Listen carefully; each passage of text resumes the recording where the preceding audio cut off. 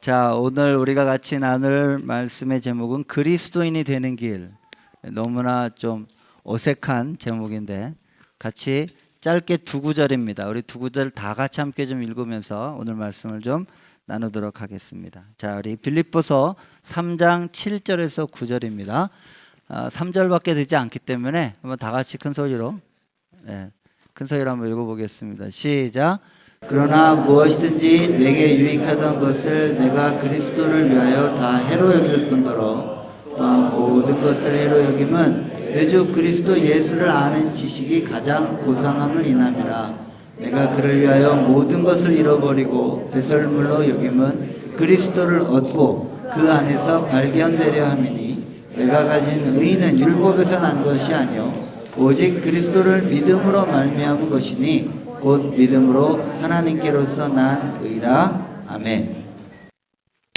자, 오늘부터 저는 여러분들과 함께 이 리본 시리즈라고 해서 좀 그런 시리즈로 같이 좀 나눌까 합니다. 자, 아까 우리 기도 가운데도 잘 표현을 해주셨는데 캔버라 우리 교회의 비전이 뭡니까? 이 비전은 이 그림 하나로 다 해결이 되죠. 우리 교회의 비전인데 이 비전의 첫 출발은 리본이라고 하는 복음을 아는 것부터 시작을 해서 우리 교회 이름이 R3 처치, 영어로는 그렇게 되어 있고요. 실제로 등록도 그렇게 되어 있어요. 그래서 저희 교회 비전 픽처라고 하는 것은 수직적으로는 하나님과 소외된 자들을 하나님 안에서 복음 안으로 화목을 시키고 또 수평적으로는 소외된 이웃 사랑을 실천해서 다음 세대와 다민족을 품는 교회가 되자 하는 것이 저희 교회 비전입니다. 근데 그러려면 뭐가 됐든 저와 여러분들이 좀 복음을 제대로 알아야 되지 않겠습니까? 목사님 복음을 모르는 사람이 있습니까?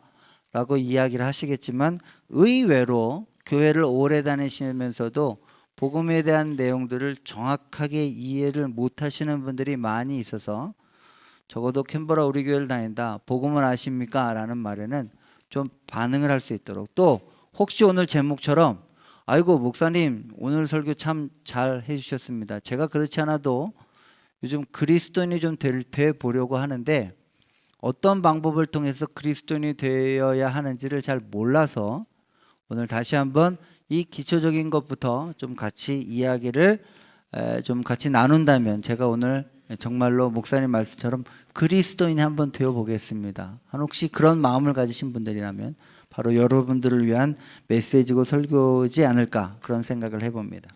왜냐하면 우리는 지난 4, 5주간에 걸쳐서 로마서를 통해서 그리스도인의 4가지 특권에 대해서 같이 이야기를 나누었고, 또 사실 그 특권을 이야기한 것은 그리스도인은 이런 특권이 많으니 어서 그리스도인이 되십시오 라고 제가 여러분들에게 권면하는 마음으로 그 4가지 특권에 대해서 이야기를 나누는 시간을 가졌습니다. 자, 앞으로 우리는 한 3, 4주 동안 이런 질문을 좀 나누려고 합니다. 첫 번째, 어떻게 해야 그리스도인이 되는가? 이 질문에 대해서 우리는 너무나 잘 알고 있으리라고 생각이 되지만 의외로 많은 사람들이 쉽게 답을 하지 못하거나 그 방법을 잘 모르고 있습니다. 또 두 번째, 자신이 어떻게 그리스도인인 것을 확신할 수 있습니까? 라는 이 질문도 매우 중요합니다. 교회 내 또 다른 불행이 있다면 뭐냐? 본인이 이미 그리스도인이신데 본인이 그리스도인이라는 것을 확신할 방법이 없어서 그 다음으로 신앙이 잘 성장하고 있지 않다는 것입니다. 마지막으로는 그리스도인으로서 어떻게 성장할 수 있느냐 하는 것입니다. 이 질문도 여러분들이 의외로 잘 모르셔서 그리스도인으로 성장하는 비결이 되게 많이 있음에도 불구하고 그 그리스도인의 성장의 비결을 매우 신비적이거나 아니면 매우 율법적이거나 종교적인 방법으로만 성장할 수 있다고 생각하고 있습니다. 여러분, 의외로 우리가 기초가 약해요. 그리스도인이 되는 길조차도 잘 모르고요. 두 번째, 본인이 그리스도인인지 아닌지 확신하는 방법도 잘 몰라요. 그래서 노상 영접하실 분 일어나라 그러면 계속 일어나잖아요. 분위기 피아노 깔고 이렇게 기타 치면서 일어나라 그러면 계속 일어나잖아요. 그렇죠? 그 다음에 그리스도인으로 성장하라고 얘기를 하시는데도 여러분들이 의외로 그리스도인으로 성장하는 방법은 뭔가 어디 수련회 가가지고 며칠 동안 금식 기도해갖고 이상한 환상을 보거나 방언이 터지거나 뭔가 획가닥을 해야지만 그리스도인으로 대단히 성장을 하는 것처럼 우리가 이야기를 하고 있기 때문에 그렇습니다. 자, 그렇다면 오늘은 그 첫 번째 시간으로 어떻게 해야 그리스도인이 되는가 하는 가장 기초적인 질문에 대해서 이야기를 해보겠습니다. 아마 여러분들이 이런 질문을 하면 아이고 오늘 목사님이 나랑 관련 없는 설교를 하시는구나, 나는 이미 그리스도인이 됐는데 라고 생각을 하실 텐데, 여러분들이 한번 이 너무나도 뻔한 설교가 성령님의 능력으로 말미암아 여러분들에게 아주 신선한 메시지가 되어지기를 주의 이름으로 축원합니다. 우리 옆에 분에게 한번 서로 이렇게 인사하겠습니다. 당신은 이미 그리스도인이 되셨습니까? 예. 우리 또 다른 분에게 한번 얘기해 보세요. 자, 다시 한번 시작. 당신은 이미 그리스도인이 되죠. 예, 여기에 뭔가 동공이 약간 흔들렸어요. 방금 얘기를 하는데, 그러면 그 사람은 좀 문제가 있어요.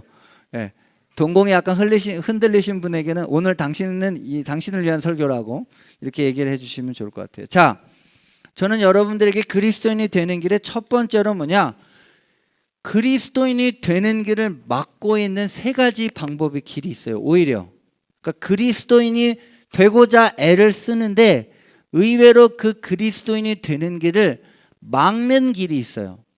이게 이스라엘로 따지면 바리새인들이 눈먼 선생이 돼가지고 그 사람들이 오히려 하나님을 알고, 예, 목소리가 우렁차네요. 누구 집 손녀입니다. 자, 그래서 그리스도인이 되려고 열심히 노력을 하는데도 그거를 막고 가로막는 거짓 선생과 같은 역할을 하는 사람이 있어서 의외로 그리스도인이 되는 길이 너무나 쉬운데, 우리가 교회 내에 와서 그리스도인이 되는 길을 오히려 가로막는 길이 있어요. 자, 첫 번째로 뭐냐, 한번 넘겨주시면, 기독교는 신조가 아닙니다. 신조. 예, 신조라는 단어는 사도신경과 같은 그 사도신경을 우리가 흔히 말해서 신조라고 얘기를 하고, 아니면 웨스트민스터 교리라는 말로도 표현합니다. 즉 기독교는 어떤 신념을 모아놓은 신조나 교리는 아니다 하는 것입니다. 즉 우리가 교리를 너무나 잘 알고 있어요. 웨스트민스터 교리 제1조, 사람의 근본적인 태어난 목적은 하나님의 영광을 위한 것이다. 뭐 하나님의 영광 안에서 사는 것이다. 이런 거를 달달달 외우고, 우리가 말하는 교리 공부를 열심히 하고 뭔가를 열심히 한다고 해서 그 사람들이 자동적으로 그리스도인이 되는 것이 아닙니다. 그래서 밑에 야고보서 2장 19절을 한번 다 같이 읽어보겠습니다. 시작. 내가 하나님은 한 분이신 줄 믿느냐? 잘 아는도다. 귀신들도 믿고 떠드느니라. 무슨 말이에요? 귀신들도 신조는 빠삭하다는 거예요. 하나님이 어떤 분이신지 교리에 관해서는 귀신들이 더 잘 알고 있다는 거예요. 그러나 그런 것으로 그리스도인이 될 수는 없다 하는 것입니다. 두 번째로 그리스도인이 되는 것을 막는 두 번째 길은 뭐냐? 기독교는 윤리와 도덕 규범이 아니라는 것입니다. 대부분의 사람들이 바로 여기에 속합니다. 즉 그들은 착하게 살기만 하면 무엇을 믿든지 문제가 되지 않는다. 아니면 내가 오늘 착하게만 살면 천국은 자연스럽게 보장되어 있는 것이고 죽으면 하늘나라에 간다라는 생각으로 교회를 다니고 계시는 분들입니다. 그들은 그래서 자신의 힘으로 십계명을 지키려고 안간힘을 쓰고 산상수훈의 교훈에 맞춰 살려고 발버둥을 치고 있습니다. 그리고 그 모든 것은 실제로 다 귀하고 훌륭합니다. 그러나 기독교의 본질은 착하게 사는 게 아닙니다. 아무리 착하게 살아도 기독교인, 그리스도인이 될 수 없고요. 또 그리스도인이 아니더라도 착하고 선하게 사는 사람은 많이 있습니다. 기독교는 윤리와 도덕 그 이상이지 윤리와 도덕으로 기독교를 이야기할 수는 없습니다. 마지막으로 기독교는 근본적으로 여기 말하는 의식이 아닙니다. 의식이라고 하는 말은 종교적인 예법이나 예식을 말합니다. 개신교에는 이런 것이 많이 없어졌는데 아직까지 남아있는 것은 무엇이냐면 바로 성찬식이라든지 세례식과 같은 교회 예식이고, 오늘 우리가 말하는 이런 예배입니다. 예배에도 일정한 형식과 틀이 있죠. 그래서 이런 것들을 잘 지킨다고 해서 저절로 그리스도인이 되지 않습니다. 심지어 성찬식에 참여하고 때로는 의미를 알지 못한 채 세례를 받았다 하더라도 그 사람이 세례식을 통과하면 자동으로 그리스도인이 되는 것은 아닙니다.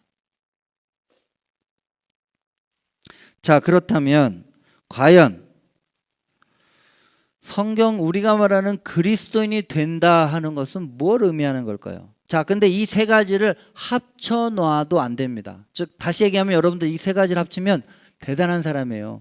기독교의 교리를 빠삭하게 다 알고요. 그 다음에 그 사람은 매우 도덕적이고 윤리적이에요. 게다가 그 사람은 교회 예배에 참석하고 모든 예식을 잘 준수하고 있어요. 그럼에도 불구하고 그 사람은 그리스도인이 아닐 수 있습니다. 자, 대표적인 이 세 가지를 아주 잘 지켰지만 그리스도인이 안 됐던 대표적인 역사적인 인물 한 사람을 좀 소개해 보도록 하겠습니다. 다음을 넘겨주시면.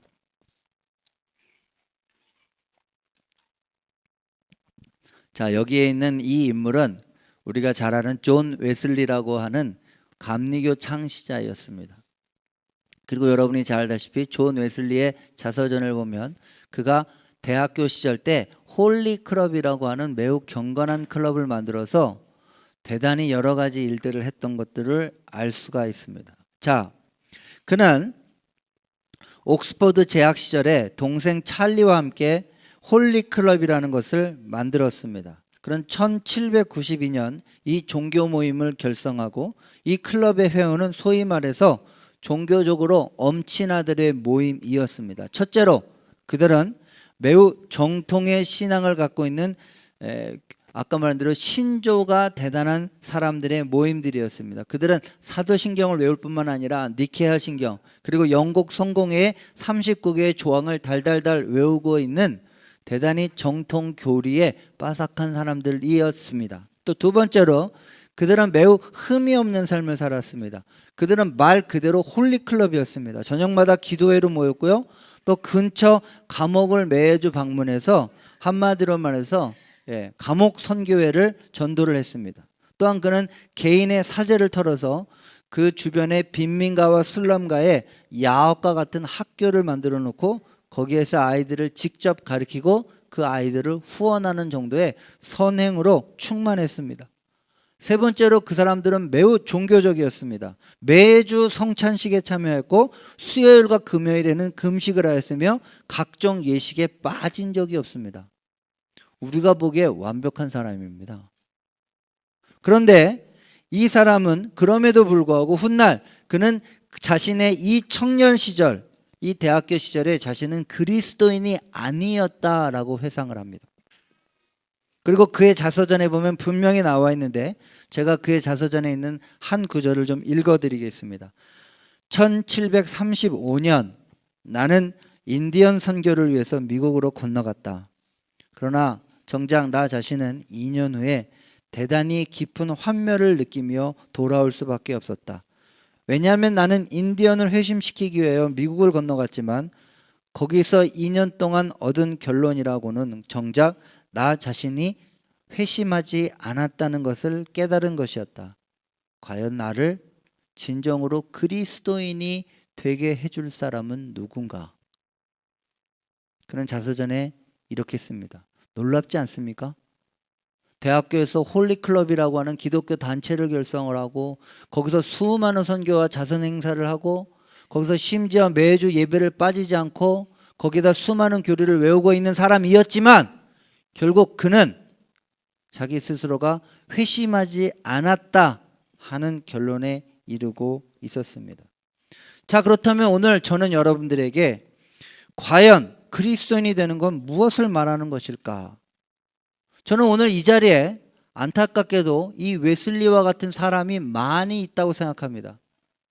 우리 가운데 예배에 빠진 적도 없고 우리 가운데 선행이라고 하면 다른 사람에게 뒤처진 적이 없으며 내가 기독교의 정통신앙으로 장로교에서 태어났고 아버지 어머니가 교회 장로고 집사고 그래서 기독교 신앙이 3대째고 이런 수많은 것들을 갖고 있지만 정작 본인이 그리스도인이 되었다라는 것에 확신도 없을 뿐더러 그것을 어떻게 하는지 방법조차 모르는 채 습관적으로 교회 예배를 날마다 참석하는 수많은 사람들이 있다는 사실입니다. 저는 2016년도 이 캔버라 땅에 혹시 존 웨슬리와 같은 사람, 그래서 여러분들이 교회에 웃고 다니고 그래서 직분도 가지고 여러 가지 봉사하고 있지만 남모르는 고민 속에 웨슬리와 같은 깊은 탄식을 하고 있는 분들이 있다면 오늘 이 예배를 통하여 여러분이 진정으로 그리스도인이 좀 되시기를 주의 이름으로 축원합니다. 정말이에요. 너무 많아요. 너무 많아요.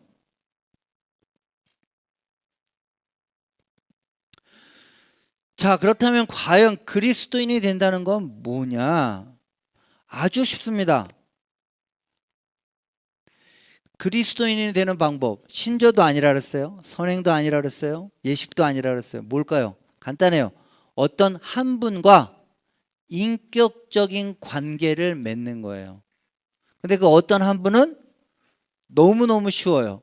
누구죠? 그리스도예요. 그래서 기독교를 한마디로 정하면 기독교는 예수예요.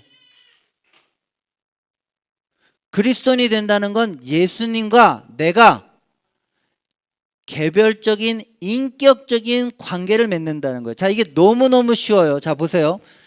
예수님을 멀리 스크린에 있는 스타처럼 생각해요. 어디 책에 나오는 위대한 인물로 생각해요.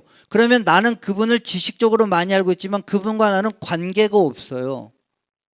그런데 예수님이 내 아빠가 되고 내 남자친구가 되고 내 여자친구가 되면 그건 나와 개인적인 관계가 맺어지는 거예요. 그러니까 기독교인이 된다는 건 그런 예수님에 대해서 많이 아는 게 중요한 게 예수님을 아는 거예요. 자, 이게 너무너무 중요한 거예요. 자, 여러분이 저에 대해서 알 수 있습니다. 홍준섭 뭐 키 얼마, 몸무게 얼마, 뭐 어디 졸업했고 뭐. 근데 홍준섭을 안다는 건 저랑 인격적인 관계, 때로는 사제 관계라는 스승과 제자의 관계, 때로는 여러 가지 목회자와 성도의 어떤 관계를 맺어서 아, 우리 교회 목사님이셔라고 하는 그런 개별적이고 인격적인 관계를 맺고 있는 것을 그리스도인이 되는 거예요. 그러니까 다시 얘기하면 교회를 수천 번 골백 번 나오고 교회에서 집사 장로를 하고 있지만 예수님과 인격적으로 개인적으로 관계를 맺고 있지 않는 사람 안 맺고 있어요. 그럼 그리스도인이 아니에요. 그러면 너무나 많이 있어요.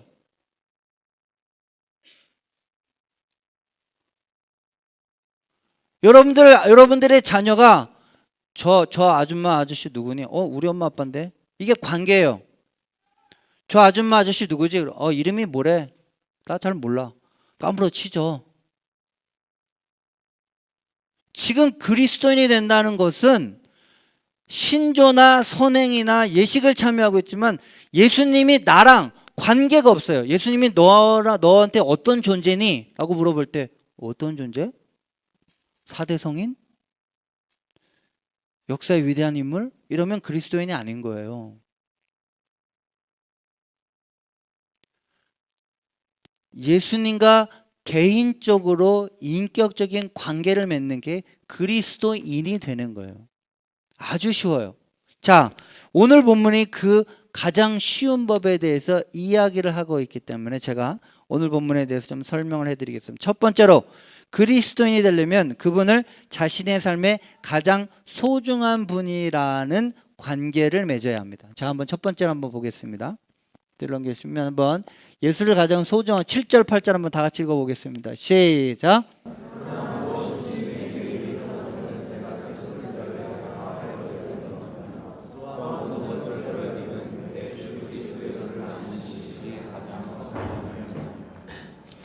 여러분 중에 가장 소중한 사람 꼽으라면 어떻게 됩니까? 그 소중한 사람들은 대부분 여러분과 매우 개인적으로 인격적인 관계를 갖고 있는 사람들이 가장 소중합니다. 여러분의 자녀 끔찍하죠? 왜요? 내 새끼니까요.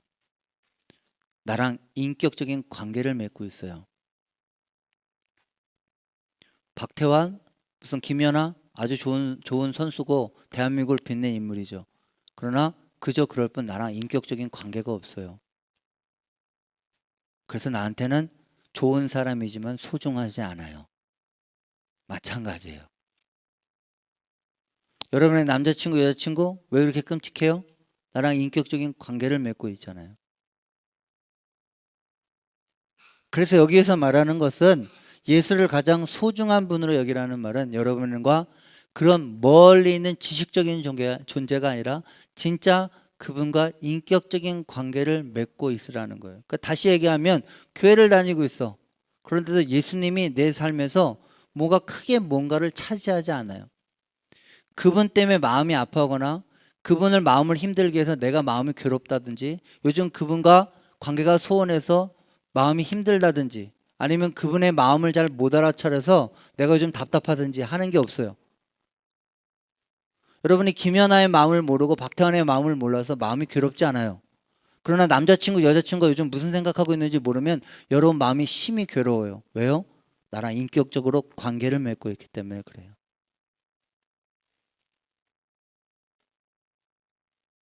그래서 예수 그리스도, 그리스도인이 된다는 건 그분을 내 삶의 가장 소중한 분으로 여기고 있어요. 자, 여기 보면 8절에 보면 8절만 다시 한번 읽어보겠습니다. 시작. 또한 모든 것을 해로 여김은 내 주 그리스도 예수를 아는 지식이 가장 고상함을 인하여. 자, 여기에 말하는 이 가장 고상하다라는 말은 당시의 비즈니스 용어입니다. 비즈니스 용어로 손익계산서를 따지듯이 설명을 하고 있습니다. 즉 한쪽 편에는 자신의 가문이나 유산, 성장 배경, 교육, 자신의 출신 배경 이런 모든 것들을 자신에게 유익이 되는, 즉 자신을 좀 뽐내고 자랑할 수 있는 플러스 요인을 한쪽에다 나열하고 다른 한쪽엔 단지 그리스도를 아는 지식, 즉 그리스도와 인격적인 관계를 맺는 것을 양쪽에다 놓습니다. 그리고 양쪽을 비교해 본 결과 내가 이거를 다 포기하더라도 나는 예수님과 인격적인 관계를 맺는 게 더 소중하다는 결론을 내리는 사람이 그리스도인이다라는 거예요. 이거 더 쉽게 얘기하면요, 남자친구가 있어.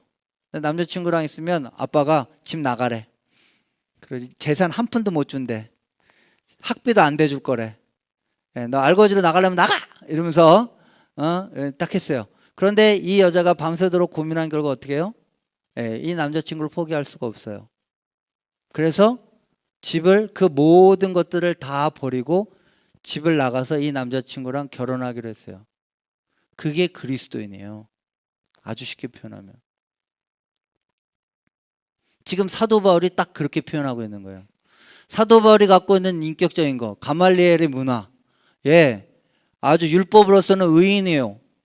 스승 중에 스승으로 여기는 이 사람이 그런 유대교로부터 배신자다, 살인자다 낙인을 찍고 죽임을 당할 형편이 있을 거, 한쪽에 예수 그리스도를 아는, 예수님과 어떤 인격적인 관계를 맺으려고 해요. 이 인격적인 관계를 맺는 순간 난 이 사람들에게 적이 돼요. 그럼에도 불구하고 사도 바울이 곰곰이 생각해 본 결과 나는 예수님과 인격적인 관계를 맺는 것을 선택하겠다. 왜냐? 그거를 위해서 딴 거를 비교하면 다 그런 것들이 그저 배설물로 여기고 내가 유익하던 것을 그리스도를 인해 다 해로 여긴다. 오히려 그런 것이 내가 예수님과 인격적인 관계를 맺는데 나를 방해하는 요소라면 나는 그것을 버리겠다.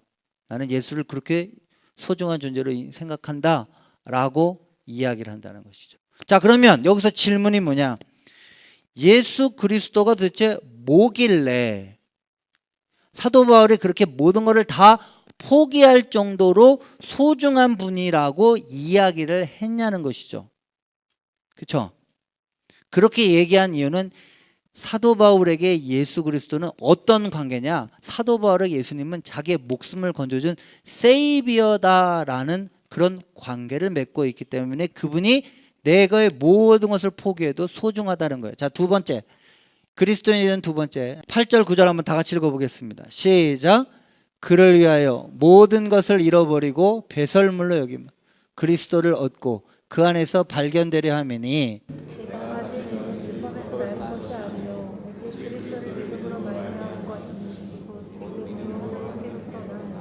자, 여기 분명히 나와 있어요. 사도 바울이 어느 정도냐? 그를 위하여 모든 것을 버리고 그 모든 걸, 여기 배설물은 되게 그래도 좀 점잖게 똥이에요. 똥. 내가 내 출신, 학벌, 재명, 재물 이런 거를 예수님을 얻을 수만 있다면 난 다 똥으로 여기겠다. 지금 이렇게 얘기하는 거예요. 근데 왜 그렇게 얘기하냐? 예수 그리스도를 얻고 그 안에서 발견되는 자가 되려면 나는 차라리 나에게 유익으로 여겼던 그 모든 것들을 다 해로 여길 뿐더러 그것들을 다 잃어버리고 그것을 똥이라고 생각해도 좋다. 너무 극단적이죠. 그러니까 예수님이 과연 사도 바울에게 어떤 인격적인 관계를 갖고 있길래 네가 이 모든 것을 다 포기할 수 있다고 자연스럽게 얘기를 하느냐? 그 이유 중에는 그리스도를 얻고 그 안에서 발견되려 함이기 때문에 그렇다는 거예요. 근데 이거 그리스도를 얻고 그 안에서 발견된다는 말이 어려워요. 그거를 알 수 있는 유추하는 구절이 뭐냐? 그 뒷구절이에요. 뒷구절. 자, 여기 구절 뒤에 내가 한번 거기부터 읽어보겠습니다. 시작. 내가 가진 의는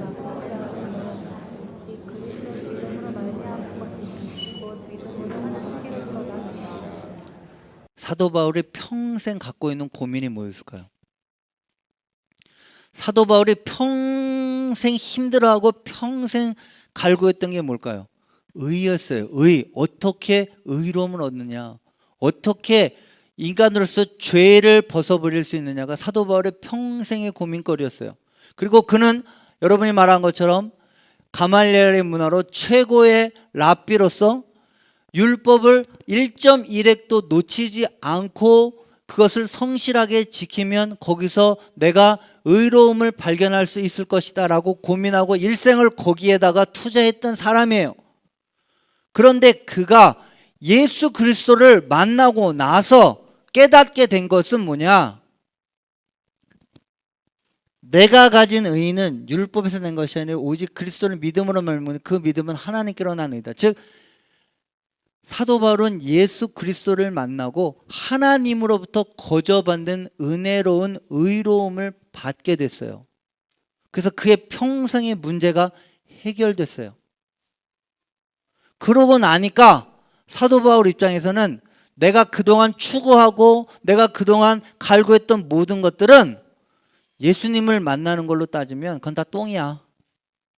그건 오히려 나를 해롭게 하는 거야. 난 그런 건 다 잃어버릴 수 있어 라고 얘기했어요. 왜? 그의 삶의 가장 큰 문제인 죄 문제를 해결해 줄 수 있는 세이비어가 그의 인생에 등장을 한 것이죠. 그러니 사도 바울 입장에서는 어떻게 되느냐? 나는 예수 그리스도와 지금 어떤 관계를 맺어요? 아까 말한 대로 관계예요. 아들과 자식 이런 게 나의 세이비어라고 그분과 인격적인 관계를 맺겠다는 거예요. 그 세이비어라는 관계를 맺기 위해서는 나는 이런 건 다 필요 없다 라고도 여길 수 있을 정도로 그분이 나에게 소중하다라고 얘기하는 거예요. 왜 그러냐? 성경에 보면 이런 말이 있어요. 이사야서 64 5절 6절이에요. 한번 5절 6절 다 같이 한번 읽어보겠습니다. 시작.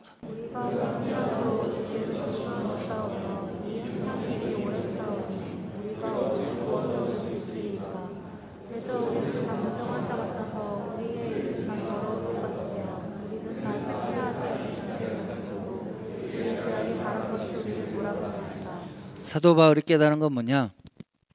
자기가 이때까지 율법적으로 의를 추구하고 경건을 추구했던 걸 놓고 보니 그거는 그냥 누더기 같다는 거예요. 사람의 노력으로 행하는 의는 그냥 누더기 같다는 거예요. 그리고 우리도 알다시피 구약에서 하나님이라는 거룩한 분을 만났을 때 인간이 하는 가장 큰 반응은 본인이 여전히 의로움을 추구하고 경건을 추구했지만 본인이 죄인이라는 사실을 깨달을 뿐이다는 것이죠. 이사야서에 보면 이사야라는 선지자가 하나님을 만나고 그가 제일 첫 번째 했던 고백이 5절입니다. 한번 다 같이 읽어보겠습니다. 시작. 그때 내가 말하되 화로다 나여 나는 입술이 부정한 사람이요 입술이 부정한 백성 중에 거하면서 만군의 여호와의 신 왕을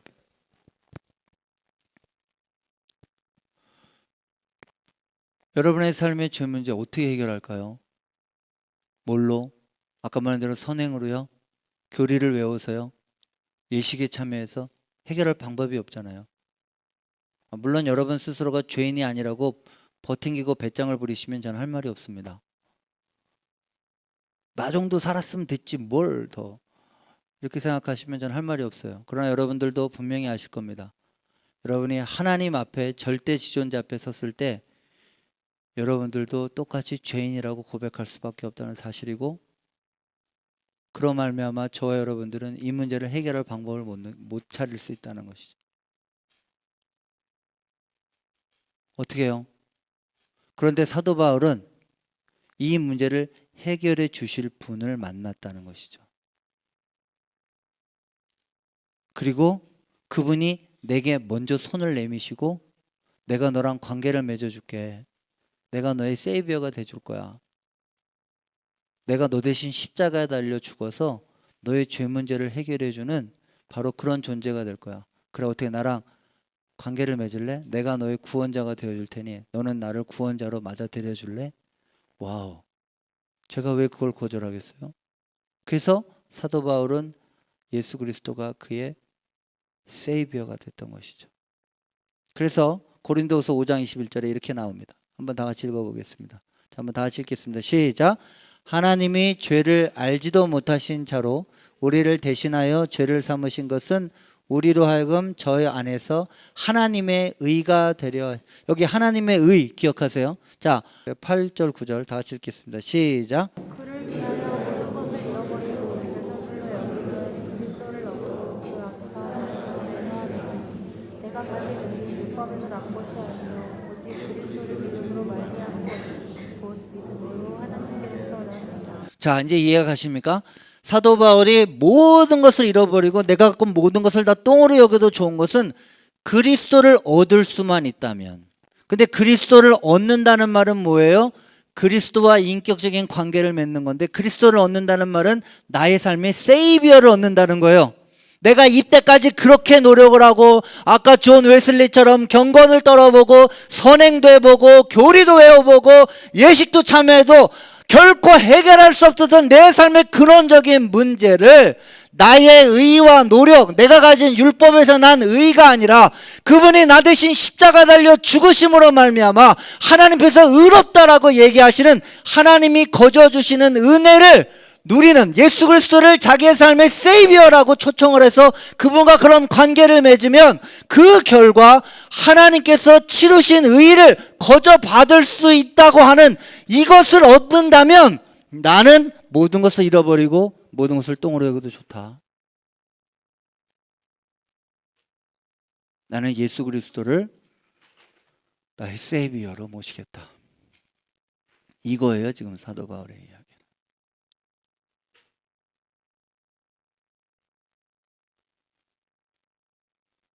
자, 세 번째로 7절 8절 다시 한번 읽어보겠습니다. 시작. 하는 것을 내가 그리스도를 위하여 다리로 여기는데요 또한 모든 것을 힘으로 여기는 내 주 그리스도 예수를 아는 지식이 가장 고상함이니라. 그리고 사도 바울은 예수님을 다시 한번 자신의 주로 맞아들이겠다는 거예요. 자, 이건 너무 쉬워요. 그래서 그리스도인이 된다는 건 예수님과 인격적인 관계를 맺는데, 예수님과 어떤 인격적인 관계를 맺느냐? 예수님을 자신의 삶에 나의 죄를 대신해서 죽으셔서 나를 구원해 주신 세이비어와 내 인생의 로드로 맞아들이는 사람을 그리스도인이다 라고 얘기를 해요. 예수님이 당신에게 어떤 존재냐 물어보면, 예수님이요? 나 예수님 때문에 죄를 용서받아서 예수님 나의 세이비어죠. 그리고 예수님, 제가 주인 대접 좀 못 해드리지만 저의 주인이에요. 거듭나셨네요. 이렇게 되는 거예요. 너무 쉬운 거예요. 그리스도 되는 거 0.1초도 안 걸려요. 그런데 예수님 하면 머릿속이 복잡해지면서 어떻게 돼요? 그런 인격적인 관계, 나랑 개인적인 관계. 여러분 지금 더 계신 사람들, 부부 관계, 여러분의 부인과 남편 성함을 딱 대는 순간 0.01초도 안 걸려서 딱 떠오르는 대답이 뭔가, 그분 아시냐고? 제 왼수예요. 이러면서 0.01초도 안 걸려요. 내 머릿속에 내 와이프, 내 아내로 딱 인식을 하고 있는 거예요. 똑같아요.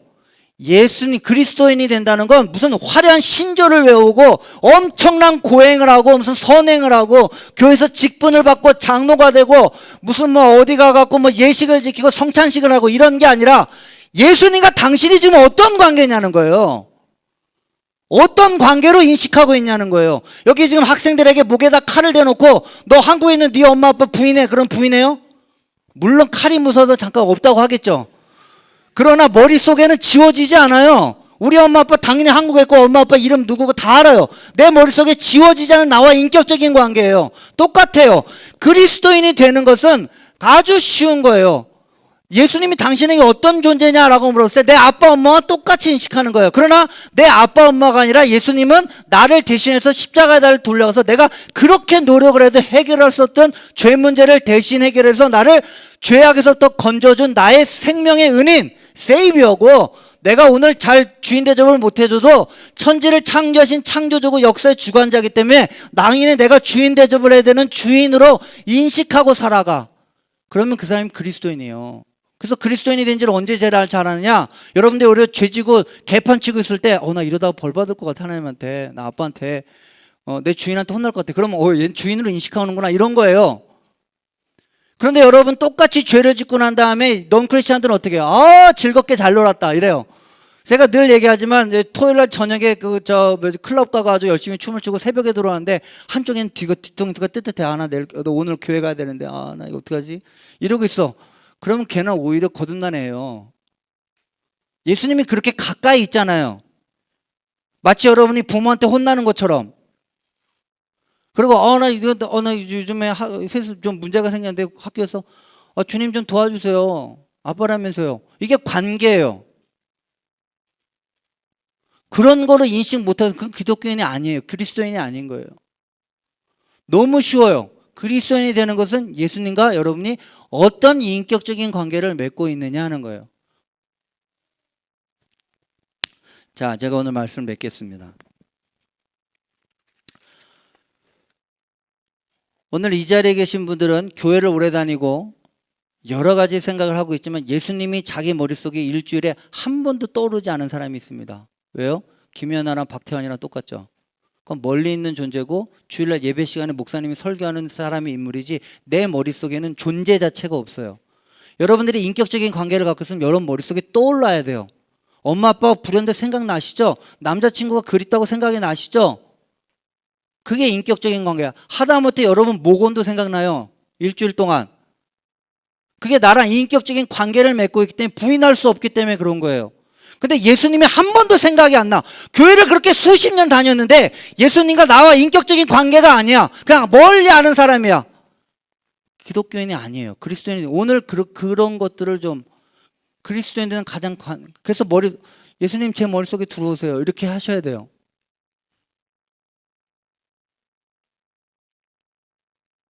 그리스도인이 되는 거 너무 쉬운 거 한번 확인해 볼까요? 자, 여러분이 이번 주에 무슨 있어서 돈이 공짜로 들어왔어요. 와, 이거 하나님이 왜 주셨지? 이런 거. 갑자기 돈이 막 벌금이 나왔어요. 나 이거 요즘 하나님 왜 그래 나한테 요즘? 이런 거. 그 다음에 뭐 했는데 기도가 응답됐어. 와, 아싸. 하나님 이거 뭔데 다 뭐랑 관련되는 거예요? 보이지 않지만 인격적인 존재로 그분을 의식하며 살아가는 거예요. 근데 정작 교회를 다니는데 그분을 전혀 의식하지 않고 살아가. 내 마음대로. 그건 교회만 다니는 종교인이라고. 때로는 그런 사람이 집사가 될 수도 있고 장로가 될 수도 있고 간사가 될 수도 있고 심지어 목회자도 될 수 있어요.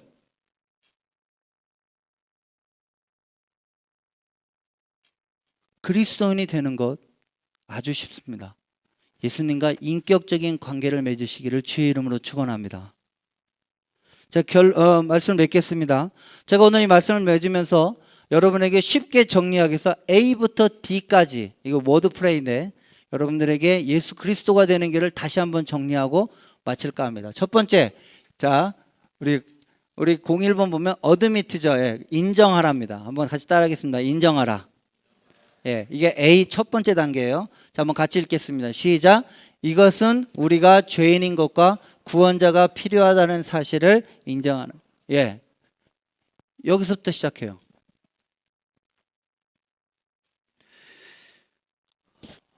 이게 가장 어렵습니다. 오늘날 이 시대의 무신론자들을 사람들이 뭐라고 정의하냐면 fatherless generation이라고 얘기합니다. 아버지가 없는 세대. 아버지께 돌아가라 이렇게 얘기하는데 왜요? 내가 왜 아버지가 필요한데요? 이렇게 얘기하는 세대예요.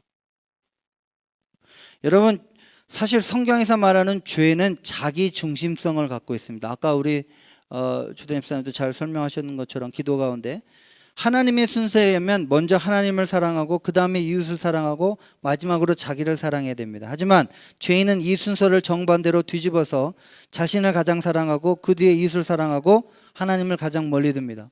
디모데후서 3장에 보면 말세가 되면 이런 일이 벌어지리니 사람들이 뭐라고요? 자기를 사랑하고.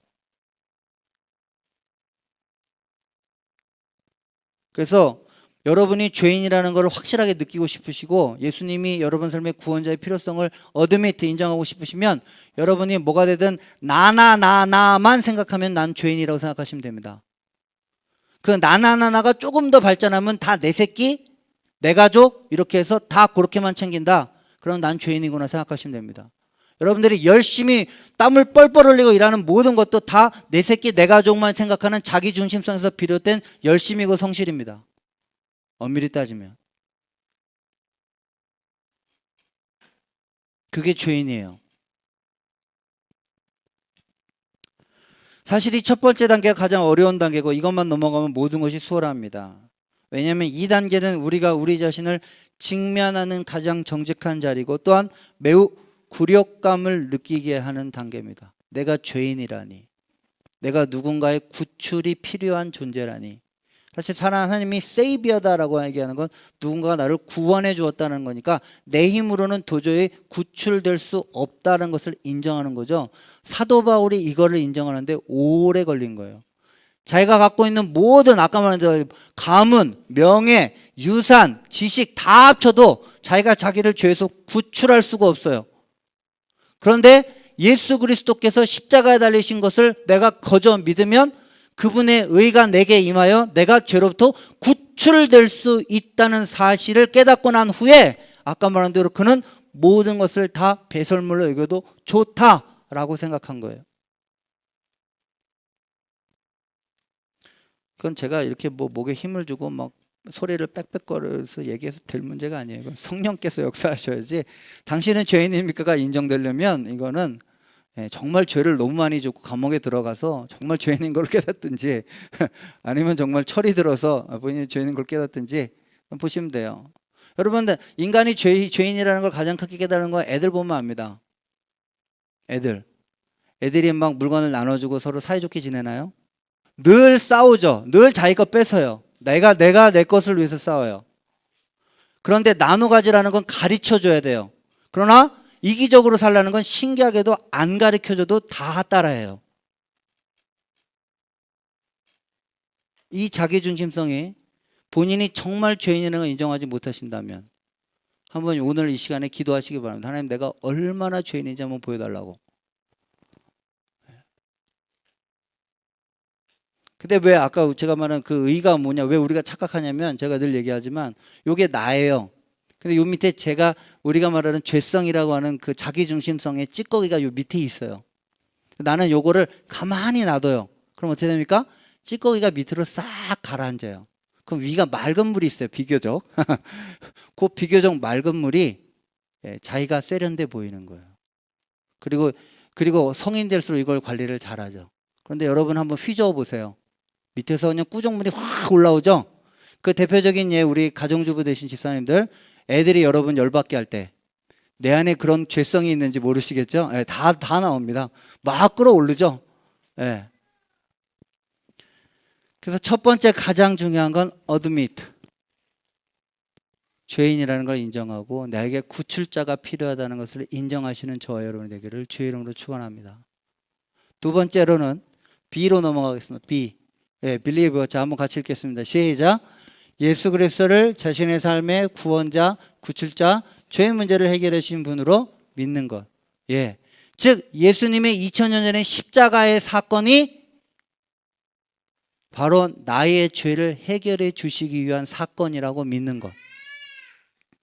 여기에는 believe, 믿음이 필요합니다. 자, 세 번째로, 자, 한번 다 읽겠습니다. consider라고 해서 생각하라는 건데, 자, 세 번째 한번 읽어보겠습니다. 시작. 예수 그리스도는 우리의 구원자이실 뿐만 아니라 주인이 되기 원하신다는 사실을 생각해야 된다. 오늘날 기독교가 반쪽짜리가 되는 게 뭐냐? 예수님이 내 삶의 세이비어예요. 근데 세이비어라는 말을 마치 마음씨 좋은 털보 아저씨로 생각해요. 아니에요. 그분은 로드예요. 그분은 창조주세요. 아까 우리 조대님 사님이 기도 첫 번째 성경 구절에서 그 만물의 주권과 영광과 귀함이 모든 것이 주께 다 속하였사오니 예, 주는 만유의 머리 되심이니이다. 성경 고백한 것처럼 그분이 만유의 머리고 우리의 창조주고 주인 되십니다. 아멘이십니까? 이걸 생각하라는 거예요. 여기서 우리가 흔히 말하는 회개가 나오는 거예요. 그래서 우리가 흔히 말해서 회개하지 않으면 거듭날 수 없다라고 얘기하는 게 바로 여기서 나오는 거예요. 왜냐? 회개라는 말을 제가 늘 강조했지만 회개는 이렇게 가다가 180도 삶의 방향을 꺾어서 터닝을 해서 다시 다른 방향으로 가는 것을 성경에서 말하는 회개예요. 그러면 내가 지금까지 걸어가는 이 방향은 무슨 방향을 의미하느냐? 나 죄인 아니다. 내가 내 인생의 주인이다. 왜? 내가 열심히 살아서 먹고 사는데 뭐가 문제냐? 나 저 사람보단 낫다. 라고 생각하는 상대적인 의의를 가지고 자기가 주인 돼서 살아가는 삶의 웨이, 방식, 라이프 스타일을 말하는 거예요. 그거를 터닝을 해서 회개한다는 것은 내게 구출자가 필요하다는 것과 그런데 예수님이 참으로 은혜롭게 2000년 전에 십자가에 달려 들어가서 내 죄 문제를 이미 해결해 주셔서 나의 세이비어로 나와 관계를 맺기 원하신다는 것. 그리고 그분이 내가 내 인생의 주인 되면 안 되고 그분이 내 삶의 주인이 되어야 된다는 것으로 정반대잖아요. 그래서 정반대에 터닝을 하는 이런 삶의 웨이, 그냥 감정적으로 슬퍼하는 거 말고 가치관, 삶의 태도, 방향이 바뀌는 거예요. 이렇게 바뀌는 거, 이걸 회개라고 얘기해요. 여러분, 회개는 여러분이 죄 져놓고 찝찝하니까 얘기해놓고 마음의 평안과 안정을 얻으려고 하는 게 회개가 아니에요. 회개는 삶의 근본적인 방식을 바꾸는 거예요. 그래서 consider 생각하라는 거예요. 그리고 마지막은 어떻게 되냐? 자, 마지막에는 워드 플레이니까요. do 행동하라는 것이죠. 자, 한번 읽어보겠습니다. 시작.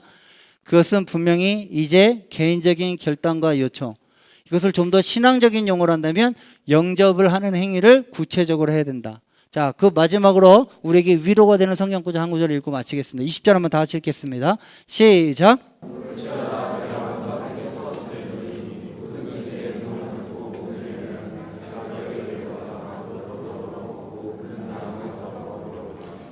놀랍게도 참 놀랍게도 이게 참 놀랍게도 그러면 여러분 여기서 따질 때 누가 갑을 관계가 돼야 돼요? 하나님이 갑이 돼야 되죠. 왜? 나는 지금 이 웨이를 고수하는 한 그래 내가 뭐가 죄인이야? 나 그래도 쟤보단 낫잖아 하는 그런 도덕적인 우위 거기다 내가 내 인생을 가지고 살아가는 이 삶의 웨이를 계속 가다 보면 어디로 가요? 지옥에 가요.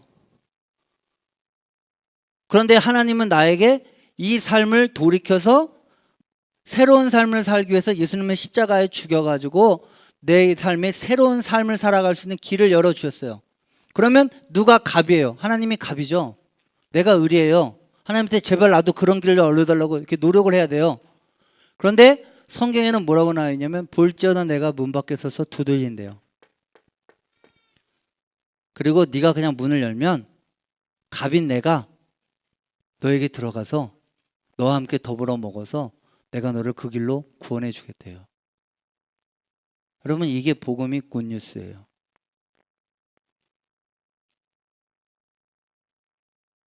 근데 이거 뭐 간단해. 이거 그냥 나 그냥 죽게 내버려둬. 그러면 죽으시든지요. 가봐야 하세요. 끝까지 가시면. 그런데 오늘 신기하게도 성령을 통해서 이 노크 소리가 들리는 사람이 있어요. 제가 저 코스타에서 구원의 확신까지 하고 이러니까 이게 얼마나 복음에 대해서 이런 걸 많이 얘기했겠어요. 근데 정작 우리 아버지는 거듭나게 못하고 있으니 참. 예. 그런데 볼지어다 문 밖에 서서 두드리는 소리가 들린단 말이죠. 누구에게는. 그리고 그것을 영접하는. 성령의 역사 아니고서는 일어날 수가 없는데 저는 오늘 여러분들에게 오늘 이 예배 예수 그리스도가 여러분의 마음에 박혀서 이제 녹화하는 소리를 제발 좀 들으시기를. 너무 쉽죠? ABCD만 하면 돼요. Admit, Believe, Consider, Do. 그냥 하시면 돼요. 그리스도인이 되시기를. 예수 그리스도를 여러분의 삶의 세비언 로드라고 고백하며 그분과 이제 인격적인 관계를 맺으시는 저와 여러분이 되기를 주의 이름으로 축원합니다. 노크 소리가 들리십니까? 문 여는 건 여러분의 책임입니다. 기도하겠습니다.